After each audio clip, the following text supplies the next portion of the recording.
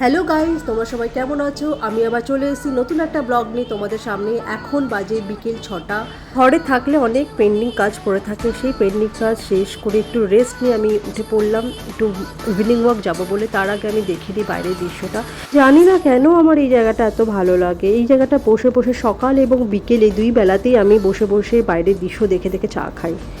এবার দেখায় আমার আশেপাশে এরিয়াটা। এটা হচ্ছে আমার বাড়ির সাথে লাগানোর একটা গার্ডেন, যেখানে সবাই মর্নিং ওয়াক এবং ইভিনিং ওয়াক করতে আসে। চারদিকটা পুরো সবুজে সবুজ। আর আমি আজকে বেরিয়ে পড়লাম আমার বরের সাথে। এখানে সব ধরনের জিম ইনস্ট্রুমেন্ট মোটামুটি পেয়ে যাওয়া যায় এবং এর জন্য অনেকেই আসে এখানে। এটা দেখতে পাচ্ছ, এটা বয়স্ক লোকদের লাফিং ক্লাব।